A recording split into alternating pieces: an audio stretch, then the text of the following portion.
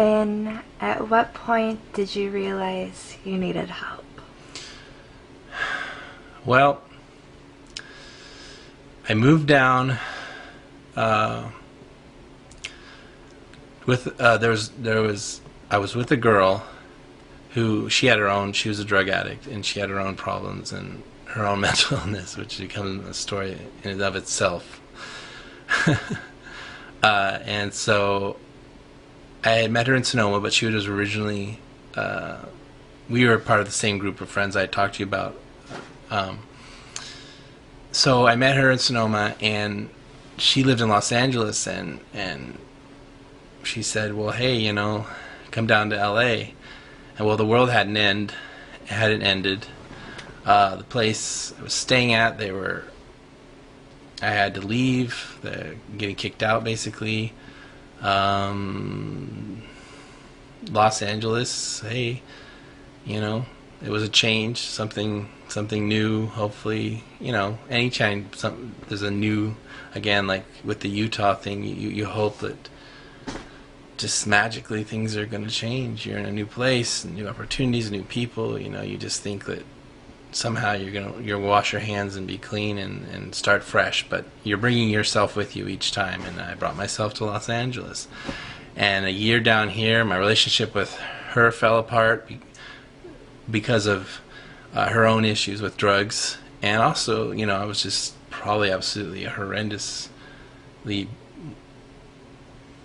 difficult person to be with all my anxieties and depression, and then I was at the point when she stopped having sex with me for like a year, and she was out for weeks at a time with her friends doing drugs and stuff, and I was just left alone, and I was, all my credit cards were maxed, and I was 30 years old. I was delivering flowers for a living, and I was just like, okay, I think this is it, I don't know how to get out of this situation. I don't know how I'll ever get another girlfriend after her. I'm gonna kill myself, or I'm gonna do something to live. And I chose to go to the doctor, and I went to the doctor, and when I told him my story, he immediately referred me, because he was just a general practitioner, he immediately referred me to a psychologist. And I went to a psychologist, and then I was diagnosed and started on immediate medication. And how has the medication helped you over time? Well, the most immediate effect was stop me from wanting to kill myself. But everybody's different, and the science of medication is still very primitive, and they don't know a lot of why it works for some people and it doesn't for others, and they have general guidelines that they follow, but really it's a trial and error thing. So anyone who has mental illness, who might be taking a medication and still feels, terrible, you got to keep pushing. You keep complaining. They'll keep switching meds on you, and you have to keep switching meds until you find the right cocktail that works for you. For me, it happened to be at one point. I mean, I don't even know how many meds I've been on over the course of the years, but you find a good cocktail, and then if you're an extreme case, some people, maybe it's just Prozac, or that just a small dose and they're fine. But extreme case like me, I needed, for anxiety and the depression, I needed quite a bit. I was on like 4 or 5 medications, hundreds and hundreds of dollars a month, but suddenly, I could talk to people, I could make phone calls, I could start to have a life and feel good about myself enough to reach out to others and to try and find new opportunities to better my life. And that over the course of the last 7, 8 years, I guess, I've changed dozens of medications, and and I'm still fighting to feel good enough to keep my life moving forward, even if it's baby steps in a positive direction, both socially and with my own personal goals. And do you think since you've been diagnosed, a lot of relief was lifted off your shoulders?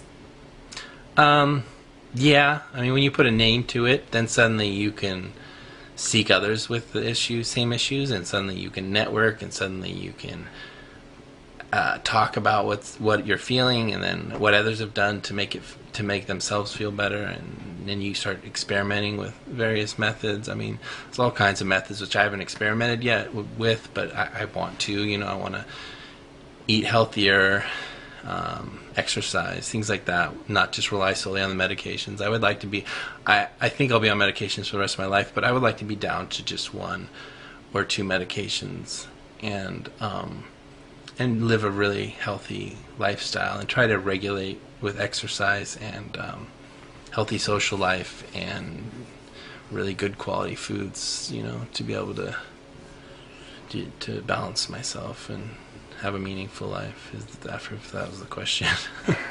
And how have you evolved as a person and learned to adapt with your mental illness?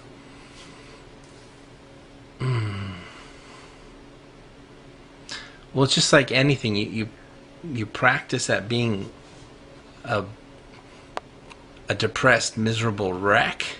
It takes a lot of practice to get to that point. To get to the bottom of where I was, to my bottom, that took years and years and years. I mean, it took a decade of hard work doing the wrong things, thinking the wrong things. You don't get there overnight.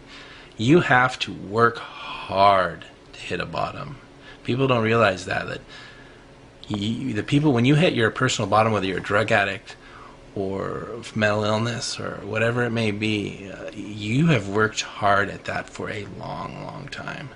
And so this is mine climbing back up the mountain, and I'm working hard at doing things that I know will be good for me in the long term. Even if at the moment I'm like, I'd really rather just lay in bed, I know in the long term I should probably do that thing. And so I have to work and constantly challenge myself to do the things that don't necessarily naturally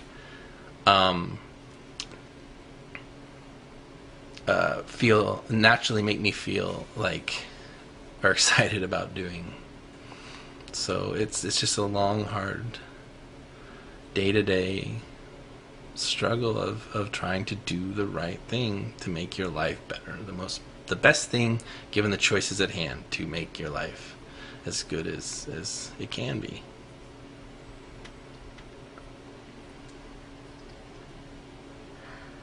Well, thank you for taking the time to answer these questions and share your story. Is there anything you would like to add?